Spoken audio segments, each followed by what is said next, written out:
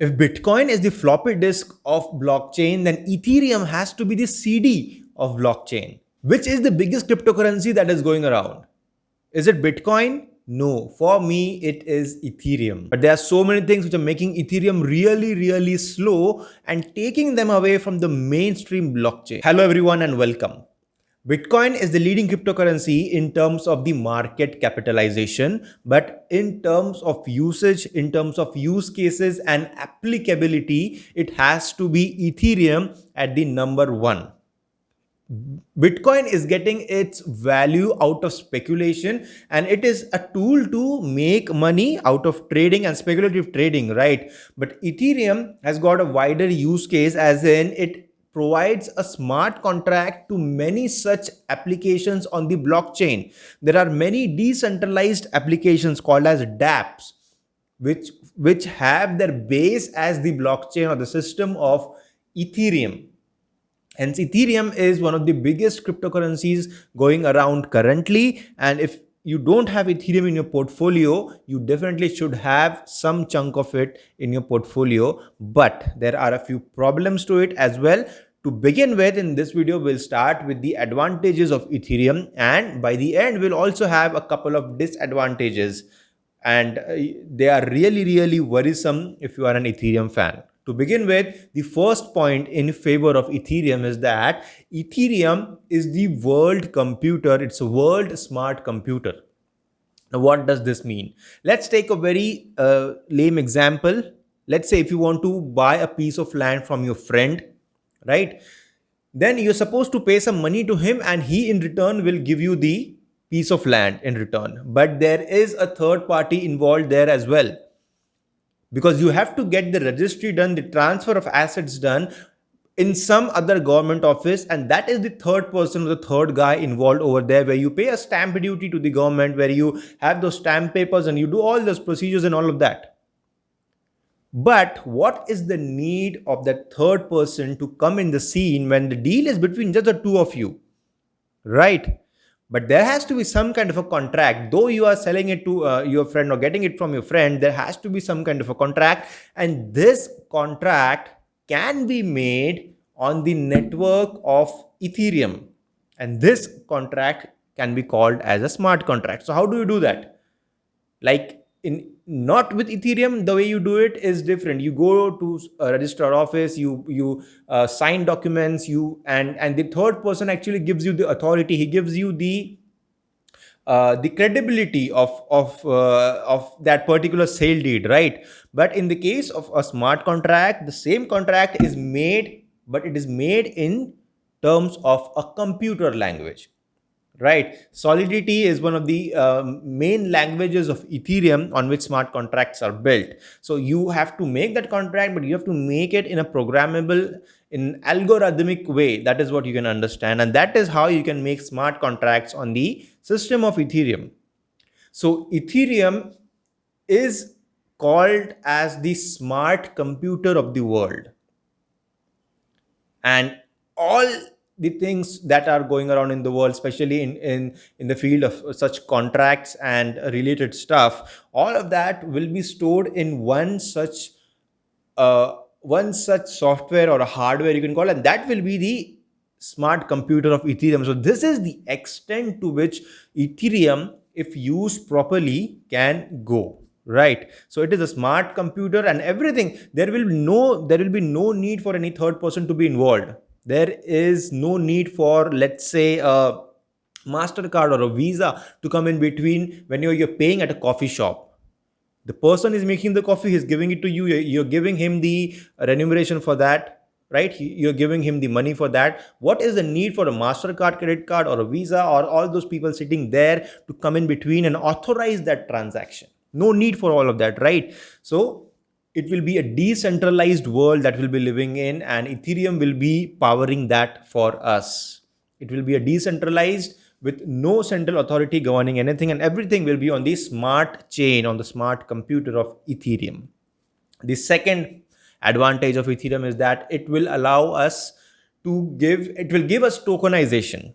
Now, according to a survey conducted by the World Economic Forum, by 2027, it is assumed and expected that 10% of the world GDP will be stored in the Ethereum smart contracts.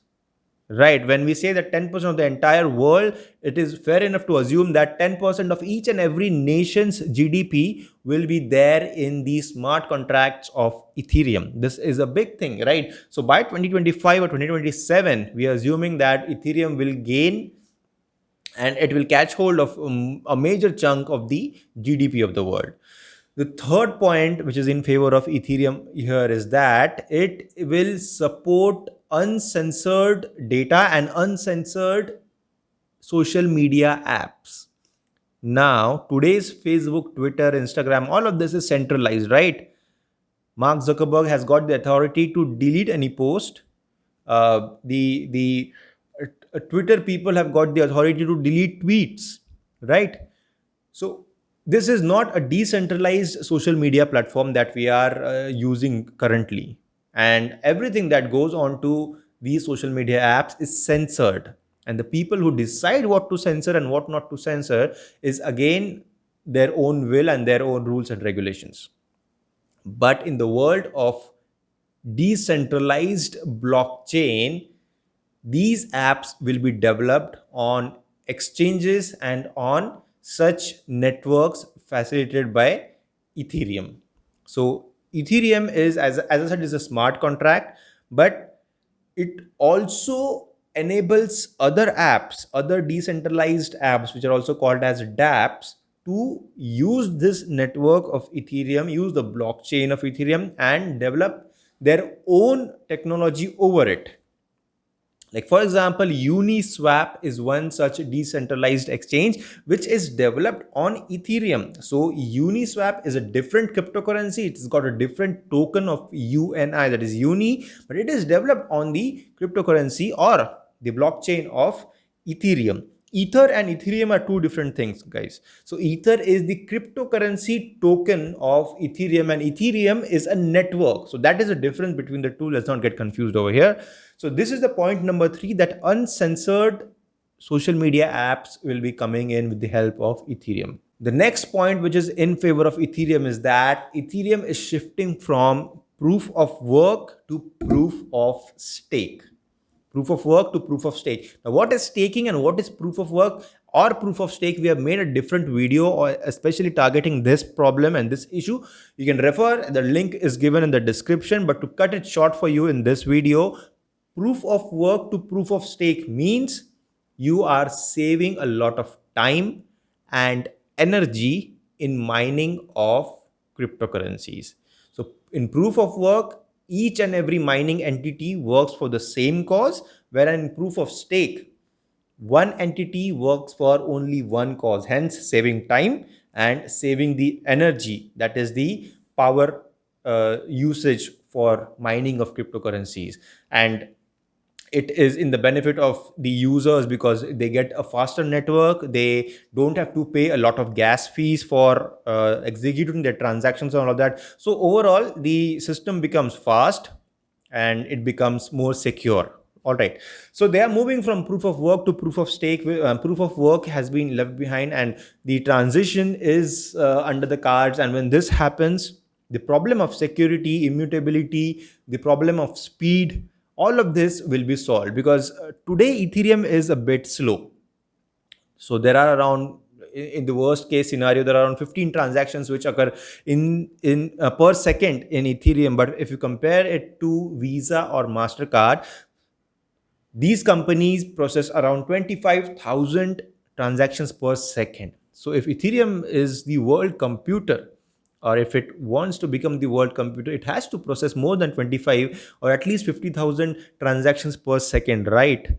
Or else there is no way they're getting there. So they have to work on this, and they're doing it really well. The London hard fork, the Berlin hard fork, and all of this is coming, and they have been successfully launched on the network of Ethereum. Ethereum 2.0 is under the cards, and when this happens, when proof of work is destroyed and proof of stake is adopted, the scalability of Ethereum will increase, and the chances of it being adopted as a world computer will increase even further. Now we talked about all these advantages in of Ethereum and how it is the supreme cryptocurrency when it comes to usability and applications. But there are a few problems to it. The first problem is that, as I said, it is really, really slow, and there are various other cryptocurrencies which are challenging the existence of Ethereum. These cryptocurrencies are called as the Ethereum killers. And to name a few, Polkadot and EOS are those cryptocurrencies which are developing such platforms of similar nature on which various other cryptocurrencies can function and work.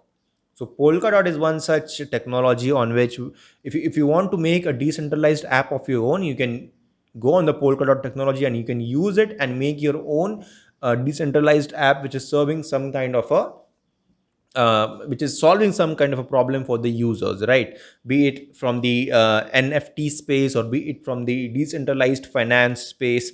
So you can make your own thing. So you can make it on Ethereum, you can make it on Polkadot, right? And Polkadot promises to be a bit faster as compared to Ethereum. But that being said, Ethereum is currently hosting a lot many such apps, and Polkadot is not doing it to that extent. Hence, we are not very much sure that even Polkadot or EOS and the stakes which are happening over there will be true in the long term. Right, so time will tell, and this is just the evolution of cryptocurrencies. We are going through a patch wherein there are hundreds and thousands of things going around, but only three or four will survive, right? So all the other 995 cryptocurrencies and technologies and all of this will like vanish away very soon, and we'll have 5 to 10 such concrete and well established guys in the field of cryptocurrency and technologies in the field of cryptocurrency, which will be then after scalable and which will be adopted to a larger extent. So we can wait and see, and let's see if these technologies pose a threat to Ethereum. And if that happens, then definitely Ethereum is not a good buy right now. But this is one problem, the speed factor and the Ethereum killers. And also there is some kind of uh, there is no unanimity between the trader, not the traders, the miners group currently and the users. So the miners are there are two groups within the miners. One group is in favor of proof of stake, the other one is not so much in favor of proof of stake, and they want to continue with the proof of work model because that is a good source of revenue for the miners. Proof of work is a good source of revenue for the miners. Proof of stake is more inclined towards the users. So these are the couple of problems that Ethereum is facing currently. But on the whole, if you want my personal opinion, I have quite a bit of Ethereum in my portfolio, which I purchased back in 2017. I also added it a touch bit in the recent bull cycle in 2021, in the beginning of 2021 as well. So I am quite bullish on Ethereum. In fact, Bitcoin can lose its sheen very quickly once people start to adopt blockchain at a wider scale. Because when people will start to adopt blockchain on a wider scale, that is when the true metal behind the cryptocurrencies will be showcased, right? And Bitcoin is not very much into applicability and usability. It is more sort of an peer-to-peer electronic cash system. So that was the name of the white paper which Satoshi Nakamoto wrote back in 2008 for Bitcoin, and he kept it Bitcoin peer-to-peer electronic cash system. This was the name, right? So it is standing true and doing justice to its name currently, and the speculative power is what is driving its price to very large scales.